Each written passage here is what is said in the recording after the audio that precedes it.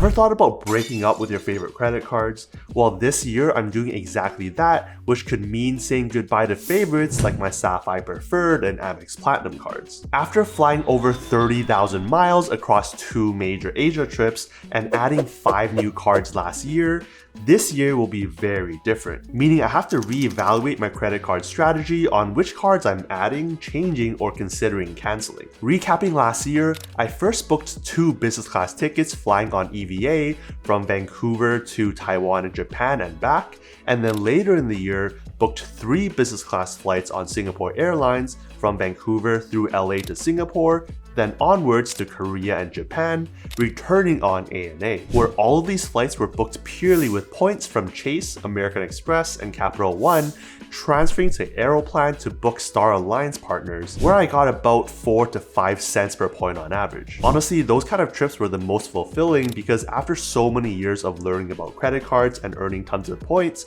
I was finally able to make some major redemptions. But what made these trips even more special was seeing my close ones, especially my parents who have worked so hard over the years, enjoying something they would have never even dreamed of experiencing. And all without paying those ultra high price tags to have these experiences. It was purely from using the right credit cards. And so with the 5 cards I added last year, the first one was the Chase Inc. Business Cash Card, because with some purchases coming up at the time and the elevated 90,000 point offer, it was a hard one to pass up on because to me, that welcome offer is worth over $1,800 and on a no annual fee card. Tack on the 5 times points on office supply stores up to a fairly high limit, and again having no annual fees, I plan on keeping this card for the foreseeable future. Not long thereafter, I got my Chase Freedom card, the basic one that was product changed from my initial Chase Sapphire Preferred card. Because at the time, the Sapphire Preferred wasn't seeing that much use. I wasn't using the $50 anniversary credit for hotels booked through the portal, the 2 times points for travel. I could instead use my Venture X card to get 2 times miles on all purchases, and the 3 times on dining could be had on my regular Chase Freedom cards. The only thing going for it was the Dash Pass membership, which I was trying to lean away from anyways. This basic Chase Freedom cards gives me an additional $1,500 in spending limit per quarter towards the same rotating categories as the Freedom Flex card, giving me 5 times points on those purchases. This was really useful in Q4 of 2023, given the category was PayPal, and with the holiday season, it was pretty easy to hit the $3,000 total limit I had across the 2 cards. But then later in the year, I got the Chase Sapphire Preferred again. Yes, I just said that I got rid of it early in the year, but later I realized that I kind of needed the card for a few reasons. First, some plans changed and I had to book some trips later last year and this year. That ended up being my Hawaii trip, where I needed a Sapphire card to enable transferring of my Chase points over to Hyatt to book a couple nights there, as well as this year transferring points with a bonus over to Aeroplan to book some flights over to Toronto. Second, I got my first Chase Sapphire Preferred card over 5.5 years ago at that time, meaning I was eligible for another welcome bonus on a Sapphire card, which at the time was an elevated 80,000 points after just $4K to spend in 3 months. And then third, it was also around the time that I had my first Asia trip, meaning there was a good chunk of spend coming up to help with that welcome bonus, as well as towards those dining and travel categories, earning me 3 times and 2 times points. I still don't think I'd get to using that $50 anniversary credit for hotel stays because I kind of prioritize credits on my other cards like the $300 on the Venture X or all the other credits I have on my Platinum card. But I'm okay paying $95 for all of the other perks on the card for now. Like I said, the Chase Sapphire Preferred is on the chopping block. Shifting to the second half of the year, and the 4th card I got, which is one I did not expect I would go for, was the American Express Green card. Because after taking a deep dive into it, a few things stood out to me. Looking at the multipliers, they actually fit my lifestyle quite well. Because up until that point, I was purely using my Sapphire Preferred card to give me 2 times points on my travel purchases. Versus here on the Amex Green card, you're getting 3 times on travel, which also includes 3 times on transit purchases. It also has 3 times on dining, which matches that of the Sapphire Preferred, which is where you might ask, well, doesn't this render the Sapphire Preferred kind of useless? That's a question I've been thinking a lot about, which we'll cover later in this video. At the time, I also thought I would be using the $100 Lounge Buddy credit towards purchasing lounge access, given I was traveling to Asia in a large group, but I learned that you can actually stack lounge access from cards like the Platinum card and the Venture X in order to get access for a bigger group. And then of course the all-time high welcome offer at the time, which was an elevated 60,000 points plus 20% back on travel and transit up to $200 back, up from the typical 40 to 50,000 points range, meaning a value of over $1,400 at 2 cents per point for $150 in annual fees. Sign me up. And then the last card of 2023, which was the Chase Preferred card.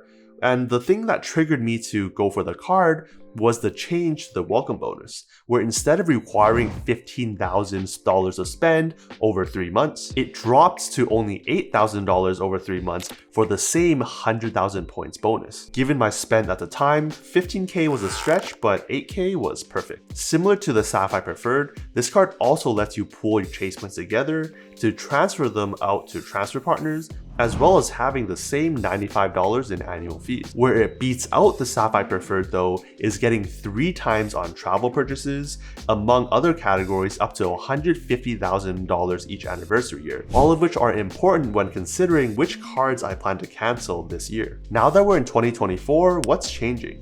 Well, I already went in a completely different direction with the first card I got this year, because it wasn't one I had on my radar until recently, when I realized I had a time-sensitive major purchase coming up and didn't want that spend to go to waste. And so as I went over in this video up here, I applied for the American Express Business Gold card with its elevated 130,000 points welcome bonus after 10K of spend in just 3 months. Meaning with a 2 cents per point value, that's over $2,600 in value, subtracting the annual fee of $375, which in my case is actually $295 given I applied before February 1st, gives me a return on spend for the bonus of 22%. So as usual, the welcome bonus is a major factor, but what also drove my decision here are the credits on the card giving you $20 a month towards FedEx, Grubhub, and office supply stores that should help dampen the annual fee, which is again $295 in my case. And then 4 times points in your top 2 categories, including categories like restaurants and electronics goods retailers,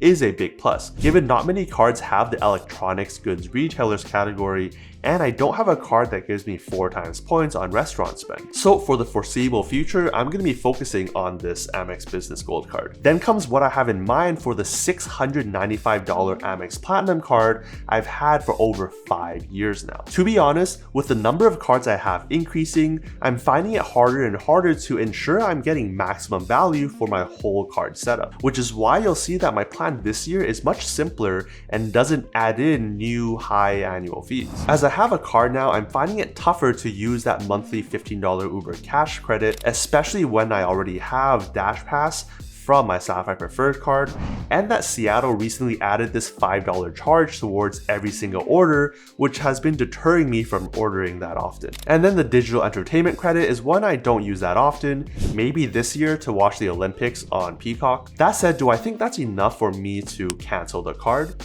I don't think it's time yet, and here's a few reasons why. 1, during the time of renewal, I was able to lay out the situation to the live chat agent and get myself a retention offer of 15,000 points after 3K of spend in 3 months. Yes, it's not as high as my other retention offers of 50 and 55,000 points in the past, but it seems like this is the new normal now with Amex retention offers, and still helps dampen the annual fee a little bit. 2, even if I'm able to just break even with these credits and the annual fee, I think it's still worth it. Because when I travel, I usually go through SeaTac, and with the new Centurion Lounge, that's pretty easily $20 to $30 of value each visit to that lounge. I've also been finding the Plaza Premium lounges quite nice, and it does come in handy when I'm traveling with bigger groups, where combined with the same perk on my Venture X, I could bring in a larger group. 3, hotel perks like FHR still come in pretty handy, and so are the Hilton and Marriott Gold statuses that help me enhance my personal and work trips. And 4, perks like return protection are are still severely underrated in my opinion. The ease of filing with Amex is second to none,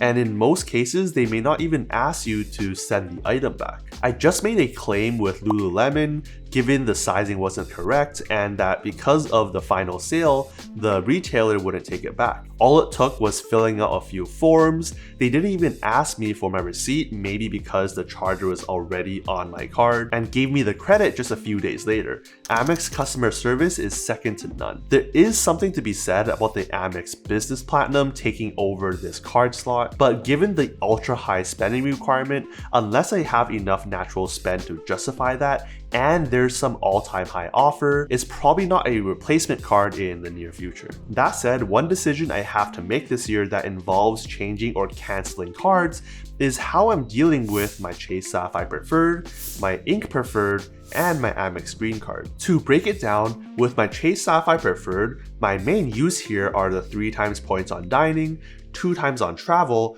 pooling Chase points and going for travel partners, and Dash Pass. With the Chase Ink Preferred, instead of 3 times on dining, I'm getting 3 times on shipping, ads, internet, cable, and phone services, which are nice, though I definitely use dining spend a bit more. For travel, I'm getting 3 times points instead of 2, and still keep the ability to pool points and go for travel partners, but just no Dash Pass. Then there's the Amex Green, where I'm getting 3 times points on dining and 3 times points on travel and transit. And so here's where I'm thinking, and I haven't finalized my plans yet, so if you have any recommendations, definitely let me know down in the comments. So I feel like I need at least one of these Chase cards to make sure I'm able to transfer all of my Chase points for outsized value, which means either the Sapphire Preferred or Ink Preferred probably has to stay. Now, is there a way for me to get 3 times on travel and 3 times on dining? Well, the Chase Freedom cards already give me 3 times on dining, but they carry foreign transaction fees, which means I'm paying extra if I want to use these abroad.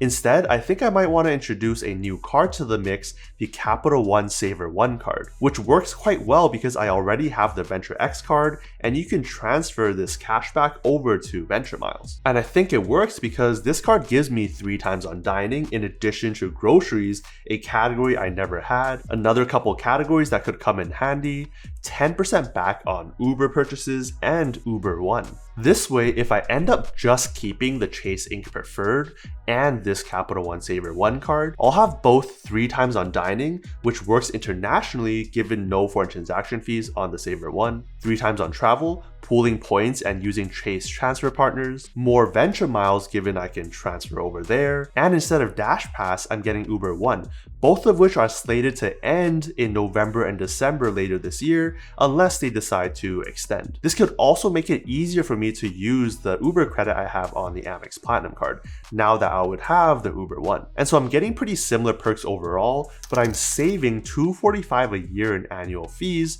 that didn't have that much going for it. And so 2 potential changes or cancels and 1 new card that could be on the near horizon. But another card I feel like I should really get but I haven't, and that would earn me like 24,000 points every year, is the Built MasterCard. Especially with the recent rent day promo giving you 75 to 150,000% bonus to Aeroplan transfers, by far the most valuable program I've been using over the last couple of years. It makes it even more enticing. And of course, all their other partners are amazing as well, like American Airlines. The main thing is the extra mental load that's needed to make sure I use this card at least 5 times a month, which is not bad because I could leave some purchases for rent day where I could get 6 times points on dining, 4 times on travel, and 2 times on everything else except for rent. I'm also well below Chase 524, so it might make sense to burn a slot for this card. Yes, there's no major welcome bonus, but you can consider this card giving you a mini bonus every year of 20 to 30,000 points. Unless this is one of those cards that make it really enticing and get a ton of people in, only to devalue it a ton later on, but so far no signs of that. Speaking of Wells Fargo, which is the bank behind this Built MasterCard, I'm also keeping my eyes peeled for their autograph journey card that's coming up. Slated to launch in March with a decent welcome bonus, I think the make or break for this card will actually be the transfer partners. Of course, I hope that they will just copy and paste over the partners they already have on the build card, but who knows. But if not, it might just be DOA. And then unlike last year, which had some pretty major travels, this year is kind of shaping up to be pretty light. I have a couple flights within North America planned, and that's pretty much it. So the Chase Aeroplan is kind of on my radar, given getting it now would mean I get Aeroplan 25K status throughout to the end of 2025. But I'm not sure how powerful that status is in reality. The main other thing drawing me towards the card are the e-upgrade credits, which I could use on my North America flights, given these flights have their lie flat business class seats if there's actually upgrade space. And then when it comes to hotels, because I don't have anything major locked in, even though cards across Marriott, Hyatt, or Hilton are really strong cards, I don't have a specific use for them just yet. And then if I want higher status for hotels, higher than the Marriott Gold that comes with an Amex Platinum card, I could go through the corporate challenge that is available to me from my employer, where I'd automatically get 3 months of Marriott Platinum and have it extend up to a year after just staying 15 nights. So if any major travels do come up, I might go through that route instead. So it seems like with my new recent Amex Business Gold card and my Amex Platinum card seeing less value but not enough to cancel just yet, maybe get rid of the Sapphire Preferred and Amex Green cards in favor of the Ink Preferred and a new Saver 1, add on the build card for points on rent, and any new cards that Wells Fargo or even Citi for that matter come out throughout the year. At least for now, it seems like this year is a year of earning points compared to last year, which was a major points burning year, lighting over 700,000 points on fire for over $30,000 of value. And so if you want those kinds of experiences without paying that high ticket cost, then check out this video over here for a step-by-step process. See you over there.